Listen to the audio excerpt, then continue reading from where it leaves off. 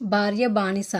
పొట్టు వదలని విక్రమార్కుడు తిరిగి చెట్టు వద్దకు వెళ్ళి చెట్టుపై నుంచి శవాన్ని దింపి భుజాన వేసుకొని ఎప్పటిలాగానే మౌనంగా శ్మశానం కేసి నడవసాగాడు. అప్పుడు శవంలోని బేతాళుడు, రాజా, మనుషులు సంచల స్వభావులు. వారిలో ఒకప్పుడు ఉదార భావాలు, ఉన్నతాశయాలు ఏర్పడినప్పటికీ అవి వారి హృదయాలలో శాశ్వతంగా ఉండవు. ఆకాశం ఎత్తులేసిన సముద్ర తరంగం విరిగిపడినట్లుగా వారి ఆశయాలు, అధర్మాలు వాటంతటవే భగ్నమైపోతాయి. దీనికి ఉదాహరణగా జిహ్వాలుడు అనే యువకుడి కథ చెబుతాను విను అంటూ ఈ విధంగా చెప్పసాగాడు. పూర్వం బురుకచ్చిప నగరంలో జిహ్వాలుడు అనే వైశ్య యువకుడు ఉండేవాడు. అతడు ధనికుడు, అందమైన యువకుడును.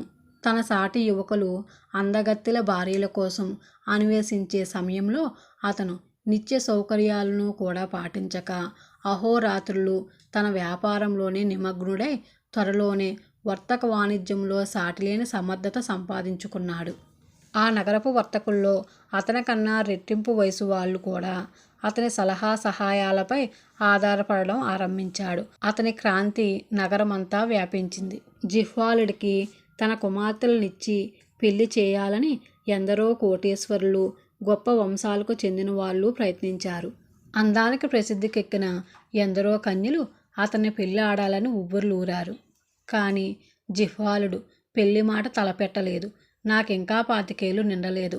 యవనులతో వర్తకం ఏర్పాటు చేసుకునే ప్రయత్నంలో ఉన్నాను. ఆ ఏర్పాటు పూర్తి కాగానే వివాహం సంగతి ఆలోచిస్తాను అని జిహ్వాలుడు తన బంధుమిత్రులతో అంటూ వచ్చాడు. అతను ఒక నౌకను యవన దేశం తీసుకుపోవడానికి సిద్ధం చేయించాడు. అందులో విలువగల వస్తు సామాగ్రి ఎక్కించారు. మంచి ముహూర్తం చూసి జిహ్వాలుడు తన పరివారంతో సహా నౌకలోకెక్కి యవన దేశానికి ప్రయాణమైనారు. జిహ్వాలుడు నావికులు ఆ దేశానికి ప్రయాణం చేయటం ఇదే మొదలు. కొద్ది వారాలు గడిచాయి. నౌకలో మంచినీరు, ఆహార పదార్థాలు అయిపోయాయి. వాటి కోసమని నౌకను ఒక తీరానికి చేర్చారు. జిహ్వాలుడు అతని పరివారము ఒడ్డుకు దిగి జనసంచారాలను వెతుక్కుంటూ పోసాగారు.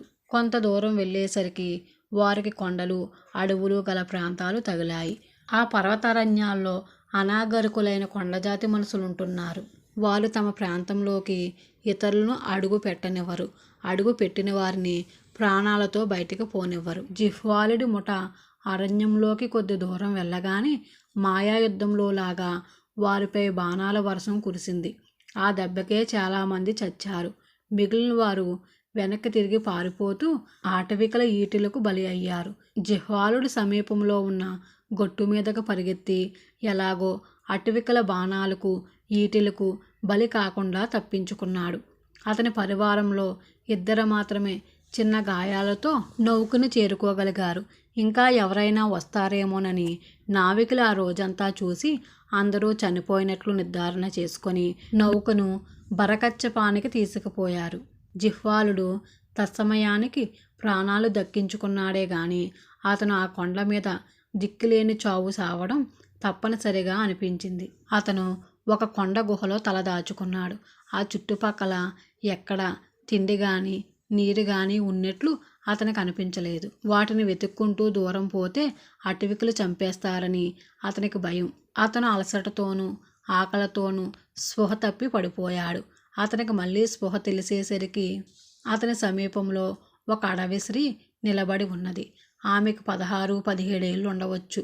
ఆటవిక స్త్రీలందరిలాగానే ఆమె మెడ నిండా గవ్వల పేర్లు, పూసల చీరలు వేసుకున్నది. చేతులకు దంతపు గాజులు తొడుక్కున్నది. ఆమెను చూడగానే ముందు జిహ్వాలుడు భయపడ్డాడు. కానీ ఆమె తనను చూసి చిరునవ్వు నవ్వేసరికి ఆ భయం కాస్త పోయింది. తర్వాత అతనికి ఆమె అసమాన సౌందర్యవతి అని తెలిసి వచ్చింది. అంత అనాగరికమైన ఆభరణాలు ధరించినప్పటికీ ఆమెలో ఉన్న అందం ఏ నాగరిక స్త్రీలోనూ తాను చూడలేదని జిహ్వాలుడు అనుకున్నాడు. ఆ పిల్ల కూడా జిహ్వాలుని చూసి అతను చాలా అందగాడని గ్రహించింది. ఆమెకు అతని పైన ప్రేమ పుట్టుకొచ్చింది. తన జాతివారు అతన్ని చూస్తే చంపేస్తారని ఆమెకు తెలుసు. అతను తిండి కోసము, నీటి కోసము ఆ ప్రాంతంలో తిరిగితే అతనికి క్షేమం కాదు. అందుచేత ఆమె అతన్ని సైకిలుతో తన వెంట తీసుకుపోయి ఒక కొండ కోన చూపించింది. అది నిర్జీవమైన ప్రాంతం. అక్కడ జిహ్వాలుడు స్నానం చేయడానికి, తాగడానికి చక్కని నీరుంది. విశ్రమించడానికి చెట్ల నీడలున్నాయి. అతన్ని ఆ కోనలో ఉండమని ఆ పిల్ల వెళ్ళిపోయి కొంతసేపటికి అతనికి భోజనం తెచ్చింది.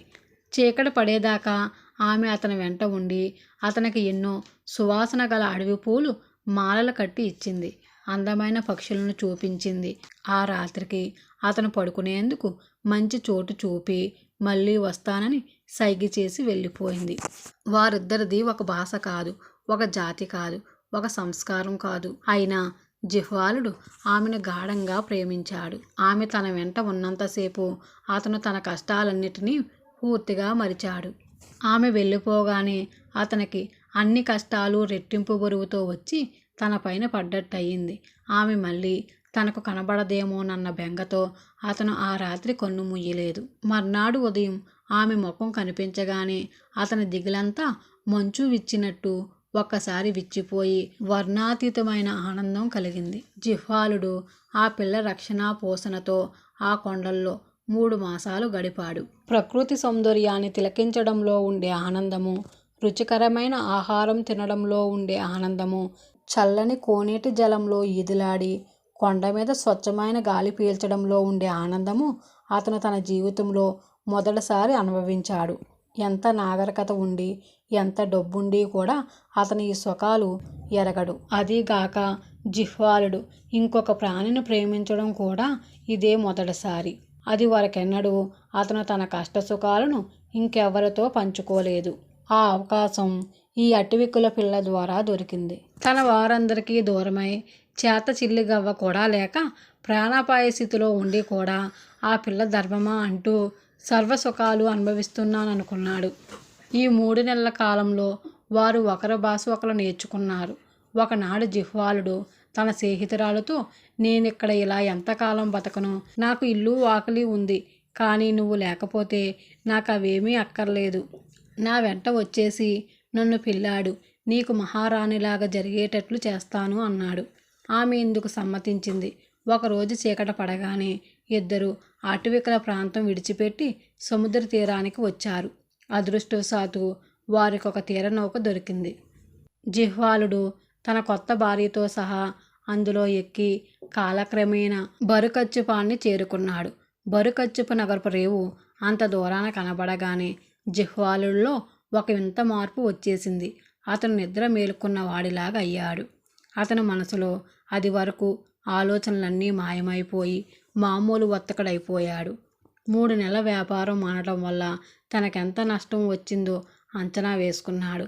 సముద్రాల మీద వెళ్ళి అతని సరుకులు వెంట తీసుకురాకుండా ఎన్నడూ తిరిగి రాలేదు. ఈసారి అతను వెంట తెచ్చినదేమిటి? ఒక అనాగరిక ఆటవికల పిల్ల.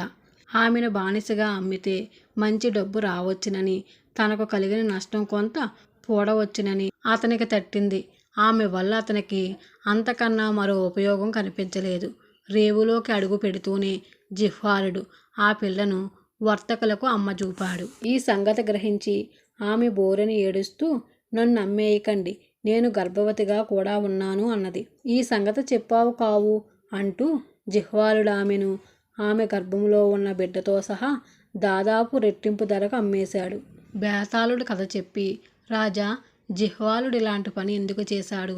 అతనికి ఆ పిల్ల ప్రాణభిక్ష పెట్టి ప్రేమించి ఉపకారమే చేసింది గాని అపకారం చెయ్యలేదే. అతను ఆమెను ప్రేమించిన మాట అబద్ధమా? అతను ఆమెను అమ్మే ఉద్దేశంతోనే వెంట తెచ్చాడా, లేక ప్రేమ అనేది ఒట్టి మోసమా? ఈ సందేహానికి సమాధానం తెలిసి కూడా చెప్పకపోయావో నీ తల పగిలిపోతుంది అన్నాడు. ఆ దేశం కాని దేశంలో జిహ్వాలుడు ఆ పిల్లని నిష్కలంగానే ప్రేమించాడు. అతను స్వదేశానికి తిరిగి రాక యావజ్జీవం అక్కడే ఉండిపోయినట్లయితే బతికున్నంత కాలము ఆమెను ప్రాణం కన్నా ఎక్కువగా ప్రేమించేవాడే. ప్రేమ మోసం ఎంత మాత్రం కాదు. అది వ్యక్తులను బాగు చేస్తుంది కానీ పాడు చేయదు. అయితే స్వార్థంతో కూడుకున్న నాగరికతలో ప్రేమ నీరులేని మొక్కలాగా వాడి నశించిపోతుంది.